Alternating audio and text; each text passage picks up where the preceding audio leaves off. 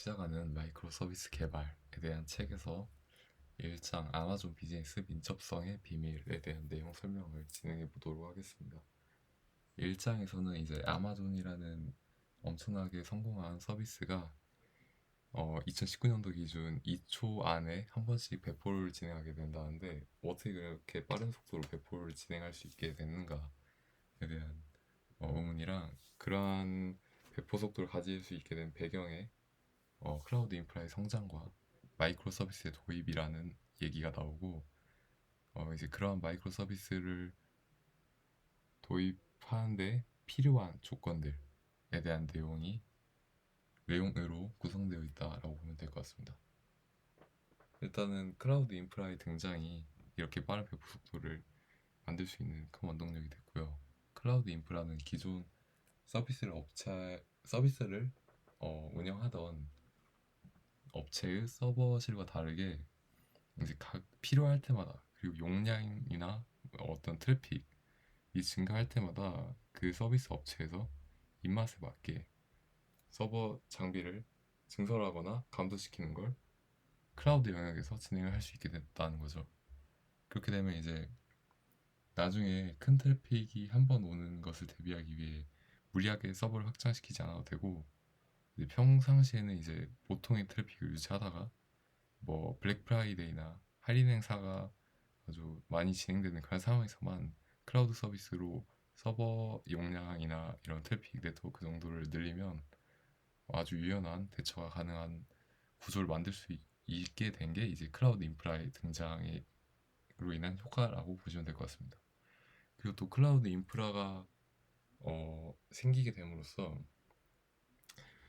하나의 큰 서비스 전체를 한 서버 안에 집어넣지 않아도 되겠어요. 무슨 뜻이냐 하면은 여러 서비스로 분할을 해서 각각의 서버에 저장시켜 놓고 이 서비스들을 연결시킬 수 있는 무언가가 있게 된다면 각자의 작은 서버들을 두면서 좀 더 효율적으로 관리할 수 있게 되는 그러한 서비스가 생길 수 있게 된 것입니다. 그리고 그런 서비스들은 마이크로 서비스라는 아키텍처를 도입함으로써 그러한 기능을 완성시켜 나가고 있다, 운영시키고 있다 라고 일단 먼저 말씀을 드릴게요. 자, 클라우드는 여러 개의 서버 장비가 모여 논리적으로 하나처럼 관리됩니다. 애플리케이션도 이러한 형태라면 효율성을 극대화할 수 있어요. 이러한 애플리케이션이 탑재되는 클라우드 인프라는 사용한 단위만큼만 비용을 지불합니다. 애플리케이션 블록이 작으면 작을수록 효율적이겠죠. 사용량이 증가할 운영 시점이라면 서비스 비용을 유연하게 관리할 수 있다 라고 보시면 될 것 같습니다. 자, 스케일업과 스케일아웃이에요. 스케일업은 기존 시스템 자체의 물리적 용량을 증가시켜 성능을 높이는 방법이고, 스케일아웃은 기존 시스템과 용량이 같은 다수의 장비를 병행 추가해서 가용성을 높이는 방법입니다. 자, 그러면 클라우드는 어디에 속할까요? 스케일업에 속할까요? 스케일아웃에 속할까요? 하면 이제 둘 다 속한다고 볼 수 있죠. 그럼 이게 엄청난 장점이겠죠? 각자의 서버를 그 기업에서 직접 구매를 한다면 그걸 받는데 걸리는 시간이랑 뭐 배송도 되고 주문이 지체될 수도 있고 이런 여러 가지 상황에서 어, 제어할 수가 없는 것이 생기는데 클라우드 서비스에서는 바로바로 바꿀 수 있어요. 그러니까 아마존 웹 서비스를 이용해 보셨으면 아실 텐데 CPU 성능을 그때그때 바로 바꿀 수 있고 스토리지도 용량을 바꿀 수 있고 램 막 그런 것도 다 바꿀 수 있잖아요. 그렇게 이제 유연하게 대처가 가능하다는 게 이제 스케일업과 스케일아웃이 전부 가능하다는 것이 이제 클라우드 인프라가 가진 엄청난 장점이겠죠. 자, 그러면 이거는 스케일아웃일 때 전체 인스턴스를 복제해야 할까라는 개념을 물어봤을 때 이게 아니다. 그러니까 어떻게 아니냐 하면 이제 마이크로 서비스 아키텍처를 도입하면 전체 인스턴스를 복제하지 않아도 된다라는 결론으로 이어지는데 이건 뒤에 내용에서 쭉 이어집니다. 자, 그 다음 클라우드 프렌들리와 클라우드 네이티브. 자, 클라우드 프렌들리 어플리케이션은 큰 덩어리, 그러니까 모놀리식 클라우드 환경에 올라갈 수 있게만 한 애플리케이션이고요. 클라우드 네이티브 애플리케이션은 독립적으로 분리되어 배포될 수 있는 조각으로 구성된 애플리케이션입니다. 마이크로 서비스는 여기 속하겠죠. 자, 그러면 아까까지 계속 그렇게 말씀을 드린 마이크로 서비스가 무엇이냐 하면 이제 예시를 들고 또 비교를 하면은 이해가 편하겠죠. 그래서 기존에 오랜 시간 동안 개발 아키텍처였던 모놀리식 시스템과 한번 비교를 해보도록 할게요. 자, 이 모놀리스 시스템은 하나의 단위로 개발하는 일체식 애플리케이션이라고 합니다. 3티어라 불리는 사용자 인터페이스와 데이터베이스, 서버 쪽 애플리케이션의 3개 부분으로 구성된다라고 해요. 애플리케이션이 논리적인 단일체로서 아무리 작은 변화에도 새로운 버전으로 전체를 빌드해서 배포해야 된다. 단일 프로세스에서 실행되고요. 확장이 필요한 경우 전체 애플리케이션을 동시에 확장해야 되고, 보통 로드 밸런서를 앞에 두고 여러 인스턴스 위에 큰 덩어리를 복제해 수평으로 확장시킨다라고 하네요. 로드 밸런싱은 트래픽을 여러 대의 서버로 분산시켜주는 기술입니다. 이게 단점까지 읽고 진행할게요. 모노리스 시스템의 단점은 수평으로 확장된 상태라 전부 다시 빌드하고 배포해야 되고, 데이터베이스는 통합되어 하나의 상태라 사용량 증가에 대응할 수 있지만 DB 접근에서 성능 저하 문제가 발생할 수 있다는 것입니다. 결국 모노리스 시스템은 이제 이걸 운영할 때 하나의 프로세스로 진행하게 되잖아요. 그러면 이제 여러 가지 트래픽이 몰렸을 때 하나의 프로세스로 시행하기에는 무리가 있을 테니까 그 트래픽을 감당하기 위해 여러 가지 서버를 같이 두게 됩니다. 그리고 그 서버는 하나의 커다란 모노리스 구조를 복제해서 구성하게 되죠. 그러니까 같은 구조를 가진 여러 가지의 커다란 덩어리들이 여러 개의 서버에 동시에 존재하고 있어요. 근데 만약에 이럴 때 뭐 장애가 일어나면 어떻게 될까요? 장애가 발생한다면 핫픽스 수정을 하게 되겠죠. 수정하고 다시 배포를 해야 되는데 이 배포를 전부 똑같이 그 여러 개의 분할된 복제된 서버에 그대로 다시 빌드하고 배포를 해줘야 됩니다. 그럼 이제 그 커다란 덩어리를 다시 배포한다면 엄청나게 많은 시간이 걸리겠죠. 그만큼 서비스가 지체될 것이고 사용자들은 불편함을 느낄 수 있습니다. 자, 그러면 그 다음 로드 밸런싱이 이제 여러 대 서버 분산시켜주고요. 그 다음 또 말씀드릴 거는 데이터베이스가 통합되어 하나인 상태. 이게 또 문제가 되는 게 앞단에서 이제 사용자가 보내는 요청은 로드 밸런서를 통해 여러 가지로 분할시켜주는데 그 분할된 서버가 전부 하나의 데이터베이스를 이용한다 치면은 그 데이터베이스의 모든 DB 접근이 몰리게 되겠죠.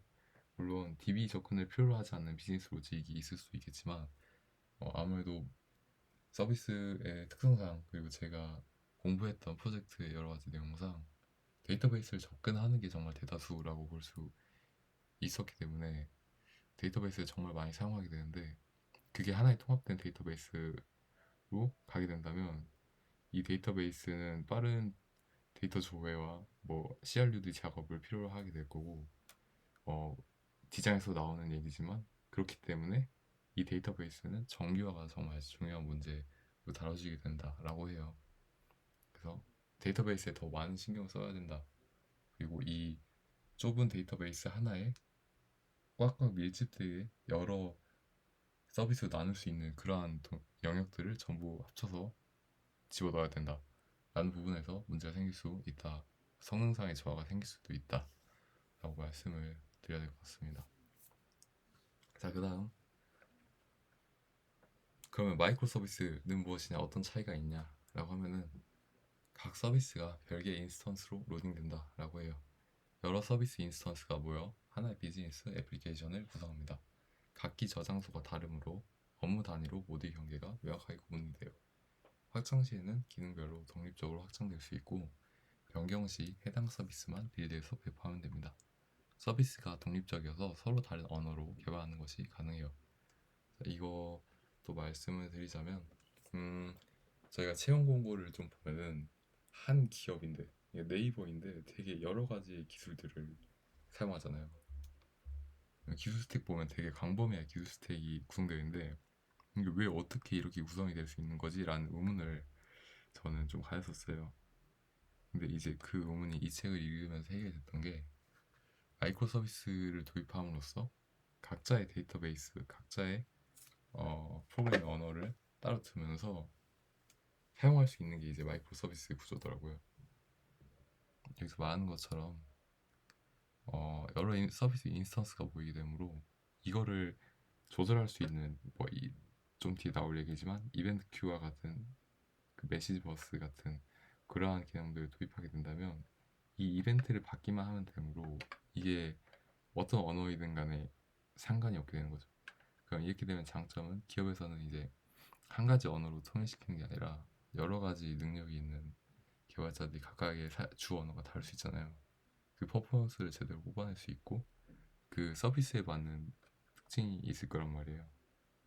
뭐 트래픽이 몰리는 서비스에는 뭐 어떤 개념을 도입하고 또 동시성 문제가 그 쿠폰 같은 실시간 처리가 가장 중요한 그러한 서비스에서는 NoSQL 같은 빠른 I/O 성능을 보여줄 수 있는 그런 데이터베이스를 그 서비스에만 도입할 수 있겠죠.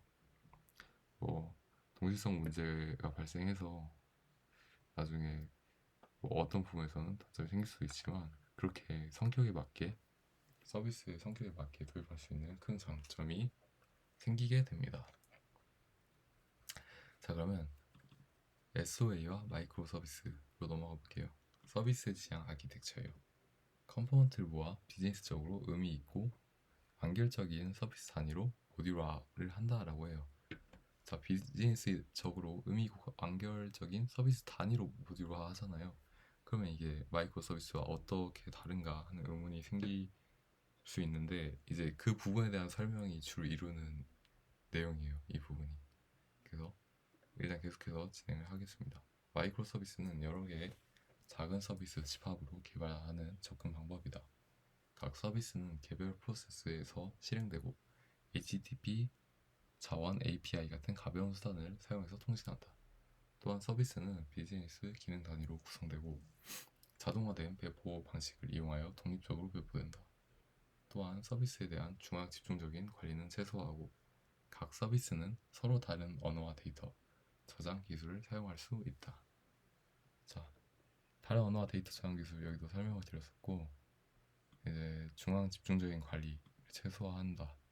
이 부분은 이제 서비스끼리 각자의 독립적인 운영 개발 팀을 가질 수 있다라는 내용이 포함이 돼야 되는데 그 부분은 이제 뒤에서 나왔던 것 같아요.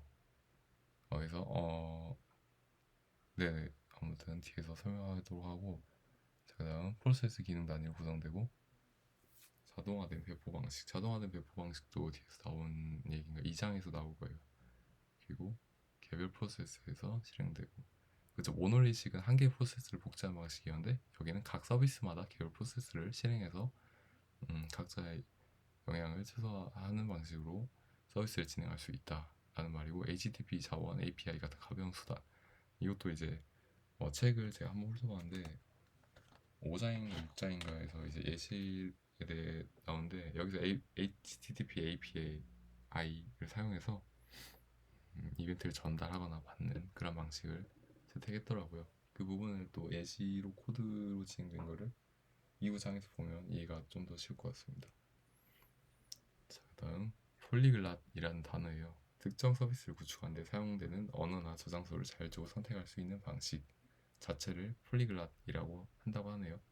클라우드 등의 가상 인프라가 지닌 유연성이 이를 가능하도록 지원합니다.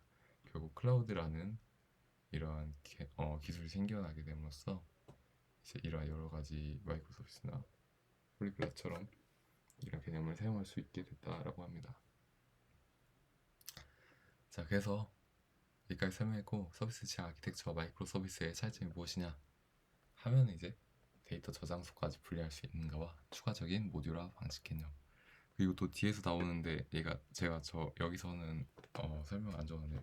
개발 문화와 여러 가지 그런 점의 개념들이 서비스 지향 아키텍처에는 담겨져 있지 않다라고 하네요.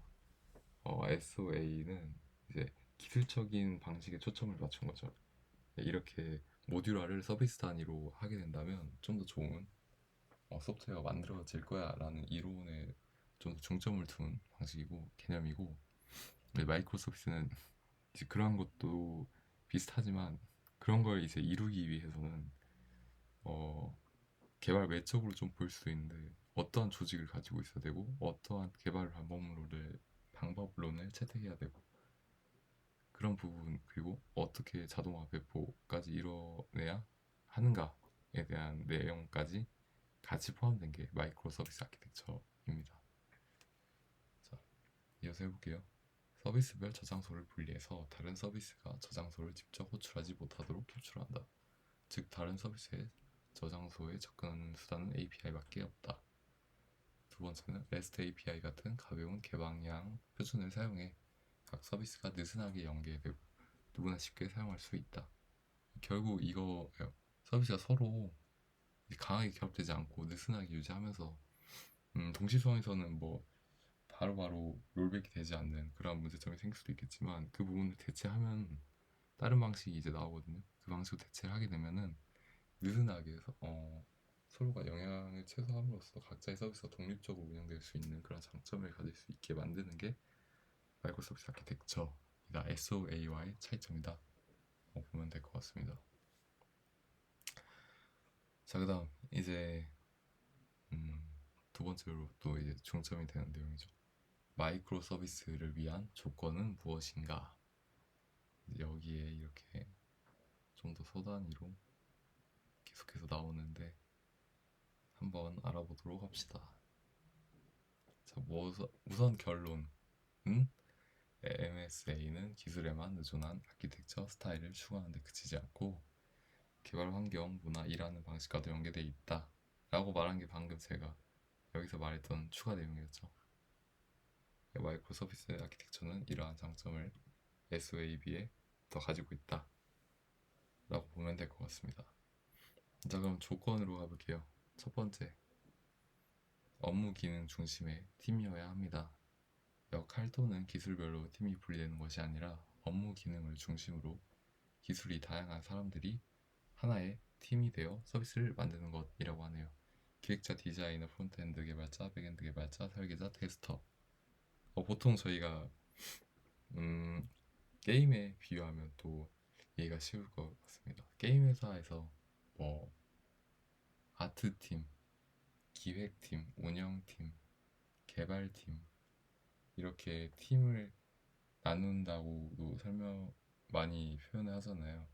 그러니까 이제 그러한 방식으로 팀을 구성하는 것도 되게 일방적인 방식인데 그렇게 팀을 구성하게 되면 이제 여기서 이 책에서 말하는 문제점은 그 분야에 전문화된 부분만 서로 하다 보니까 서로의 의사소통을 진행하는 데 있어서 많은 시간을 소비한다라고 보면 될 것 같아요. 그러니까 어떠한 요구사항을 그 팀에 맞게 전달해주면 그 팀에서 이해하지 못하는 상황이 생길 수도 있고 그 부분에서 추가적인 의사소통을 필요로 할 수도 있습니다. 뭐 게임 회사를 예로 들면 어떠한 기획이 개발적으로는 구현되지 못하는 내용들도 기획팀에서 오면 그 부분에서 의사소통이 진행돼야 되고 뭐 아트팀에게 전달이 되면 아트팀은 그 어떤 그 아트에 대한 미술적인 철학이 담겨져 있지 않다. 뭐 이런 구조를 잘 표현할 수 없는 그런 방식이다. 뭐 예술적으로 잘 표현할 수 없다라는 뭐 그런 컨펌이 들어올 수도 있겠죠. 여기 추가적인 의사소통하는 시간이 좀 걸리게 되는데 자 이제 이렇게 구성을 하게 되면 서비스를 처음부터 끝까지 만들기 위한 모든 단계에서 모든 인력을 가지고 있는 거예요. 그러니까 처음에는 요구사항을 분석해야 되는 단계인데 디자이너도 같이 참여하고 폰트엔드도 참여해서 이 과정을 다 같이 보고 있는 거예요. 이 과정을 다 같이 보면서 자신의 의사도 표현할 수 있겠죠. 내 전문 분야에서는 이러한 부분에서는 이 요구사항을 충족시킬 수는 없을 것 같다. 아니면 이러한 방식으로 구성하는데 좀 더 어려움이 있을 것 같다. 라는 걸 충분히 요구사항 분석 단계에서부터 그리고 설계 그리고 개발까지 같이 다 같이 하게 되면서 계속해서 모든 걸 함께 하다 보니까 의사소통이 좀 더 원활하고 그리고 같은 공간에 있으니까 물리적인 시간도 단축되고 의사결정도 빠르게 진행할 수 있는 그런 장점을 가질 수 있게 되겠죠. 이러한 팀 구조를 만들어야 마이크로 서비스를 구성할 수 있다라고 합니다. 자, 그다음 자율적인 분권 거버넌스 폴리글랏이라고 하네요. 마이크로 서비스를 만든 조직은 중앙에 강력한 거버넌스를 추구하지 않습니다. 마이크로 서비스 팀으로 구성된 조직은 중앙에 강력한 표준이나 절차 수준을 준수를 강요하지 않아요. 자신의 서비스 성격에 맞는 최적의 언어와 저장소를 자율적으로 선택합니다. 상품팀은 빠른 검색에 특화된 NoSQL인 몽고DB, 그다음 노드.js 선택하고 계약팀은 계약 서비스를 위한 자바 언어와 오라클 레디스 같은 걸 선택할 수 있다라고 하네요. 이처럼 각 서비스 팀이 팀에 맞는 개발 언어 및 저장소를 선택하는 것을 각각 폴리글랏 프로그래밍, 폴리글랏 저장소라고 합니다. 이렇게 자율적으로 데이터베이스와 최적의 언어를 선택할 수 있는 환경이 있어야 된다는 게 조건 두 번째고요. 자, 그다음 세 번째는 개발 생명 주기가 변화시켜야 된다라고 하네요. 자, 이 부분은 이제 소프트웨어 공학을 전공으로 들으셨으면 좀 더 이해가 쉬울 텐데, 폭포수 여러 가지 소프트웨어 개발 방법론들이 있잖아요. 폭포수라든가 그런 방식 중에 애자일 방식을 채택하면 마이크로 서비스 개발을 진행하는데 장점이 있다라고 보면 될 것 같습니다. 자, 프로젝트 단위로 하면은 필요한 기술을 사용하는 인력들이 한시적으로 모여 장기간의 프로젝트를 통해 개발을 완료함으로써 그 운영 조직에 넘겨요. 그럼 이제 개발과 운영이 분리되어 있는 환경이죠. 초기 모든 일정을 계획하고 구상 정의를 통해 개발 기능을 나열하고 그 다음 설계를 하고 설계가 완료되면 개발을 진행합니다. 이러면 설계가 완료된 상황에서 새로운 요구사항을 받을 수 있을까요? 받을 수 있겠는데 훨씬 더 많은 시간을 필요로 하게 되겠죠. 자, 그럼 마이크로 서비스 팀은 어떻게 할까요? 트렌드 변화에 유연하게 대처하기 위해 운영까지 포함한 소프트웨어 전체 생명 주기를 책임져야 돼서 이제 소프트웨어를 개발한 뒤 반응을 볼 수 있게 됩니다. 그리고 이걸 개선하는 방식으로 소프트웨어를 개발해요. 자, 이러면 뭐가 필요할까요? 개발한 뒤 반응을 보고 반응이 안 좋으면 개선을 빨리 해야 되겠죠? 그럼 빠르게 개선하는 방법은 배포를 빠르게 하는 방법이겠죠? 그럼 배포를 빠르게 하려면 마이크로 서비스가 필요하고 이제 그게 또 필요하면 이제 또 마이크로 서비스 팀이 필요하면서 이러한 전체 생명 주기를 바꿔줘야 되는 이러한 서로 유기적으로 계속 연결이 되게 되는 거죠. 그래서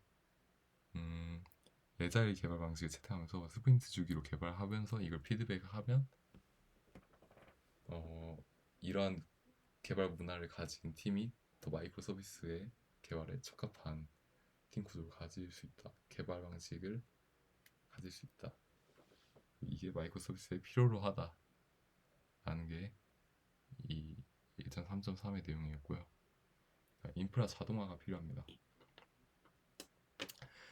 마이크로 서비스가 화려하게 등장한 이유는 클라우드라는 가상 인프라 발전에 기인한다라고 해요. 소프트웨어를 구현하는 과정은 개발 환경 준비, 인프라고요. 개발은 분석 설계 개발 지원 과정은 빌드 테스트 배포 나눌 수 있는데 개발 지원 환경 여기에서는 자동화하는데 소스 코드를 빌드하는 도구와 빌드와 동시에 테스트하는 도구, 가상화된 인프라에 배포하는 도구가 모두 필요하다라고 하네요.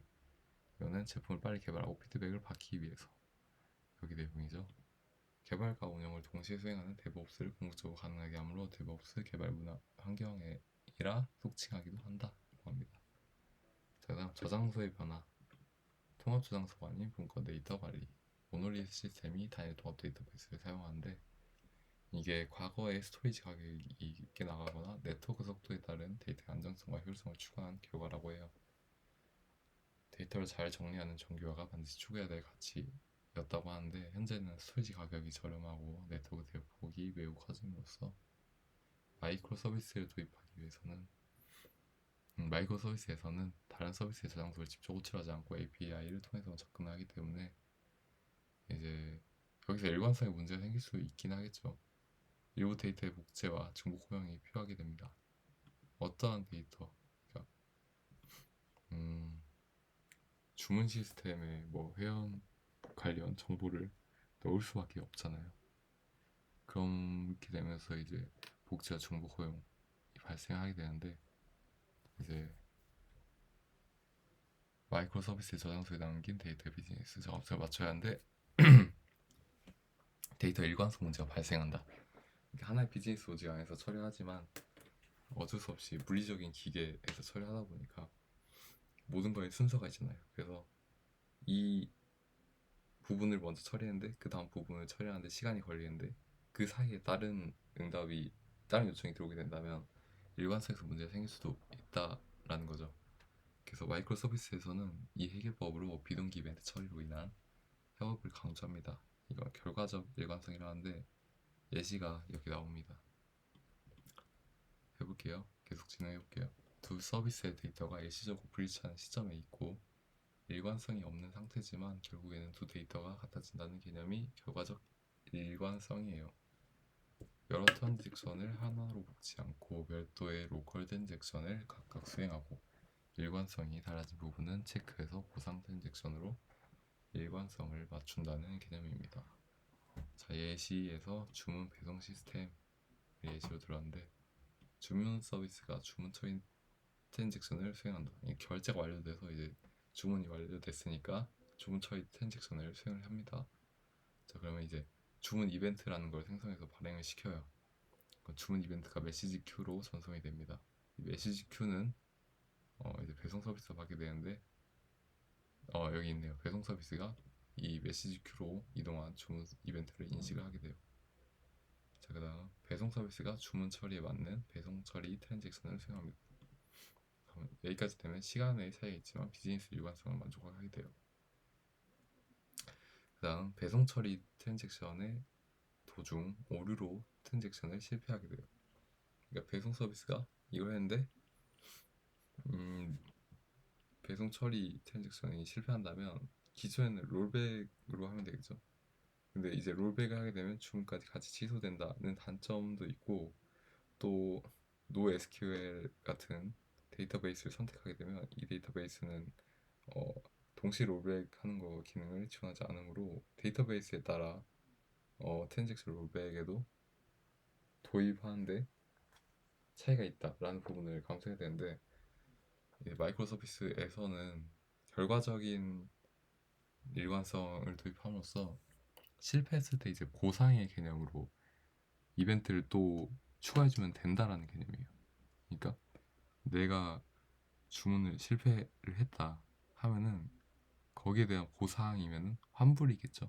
그러니까 환불 처리 로직 이벤트를 진행해주면 결과적으로 일관성을 가지게 된다라는 개념입니다. 자, 배송 처리 실패 이벤트를 발행하면 이제 그 이벤트가 메시지 큐로 전송이 되고 주문 서비스가 배송 처리 실패 이벤트를 인식하게 돼요.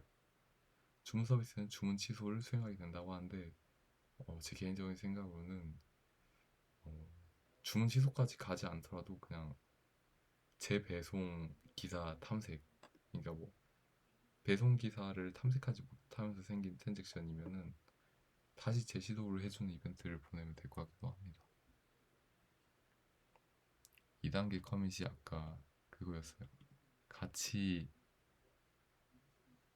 동일한 트랜잭션 단위 안에 집어넣음으로써 다 같이 롤백을 하자. 근데 그 롤백이 되지 않은 건 데이터베이스의 성격에 따라 이러한 트랜잭션을 제공해주지 않는 데이터베이스도 있기 때문에 2단계 커밋에는 좀 제한사항이 있다 하는 내용이 들어가기 때문에 이 부분을 적어놨고요. 자, 그 다음 마지막 6번째는 위기 대응 방식의 변화예요. 실패를 고려한 설계입니다. 모노리식 서비스는 아까 말씀드린 것처럼 모든 요구사항을 분석하고 설계를 진행하고 개발하게 되면서 완성된 소프트웨어를 만들어야 된다는 부담감을 항상 가지고 있어요. 그러니까 그 발주, 그죠? 그러니까 이걸 맡겼던 업체에게 완성된 소프트웨어를 제공을 해줘야 된다라는 그런 개념이 있는데 마이크로 서비스는 계속해서 서비스를 진행하면서도 그때그때 생기는 오류와 장애들을 빠른 배포로 계속해서 정상화시킬 수 있다라는 장점을 가지고 있는 것 같아요. 소프트웨어에서는 항상 버그가 발생할 수밖에 없죠. 그래서 많은 기업들이 계속해서 개발자를 뽑고 유지 보수를 시키는 것이기도 하고요. 소프트웨어가 개발만 되고 나서는 모든 것이 장애 없이 모든 것이 정상적으로 들어간다면 정말 개발자가 더 필요로 하지 않겠지만 어떻게든 오류는 생기고 업데이트는 필요로 하고 하기 때문에 이러한 실패는 계속해서 발생할 수밖에 없어요. 그러니까 그 실패를 빠르게 대비할 수 있는 테스트 환경 그리고 실시간 모니터링 체계도 갖추게 된다면 이 마이크로 서비스가 정말 도입되기 좋은 환경이다 라고 볼 수 있겠죠. 자, 정리 마지막으로 마이크로 서비스 아키텍처는 다양한 사람들이 만나서 협업하는 방식, 조직 문화의 진화된 결과물이라고 보면 될 것 같습니다.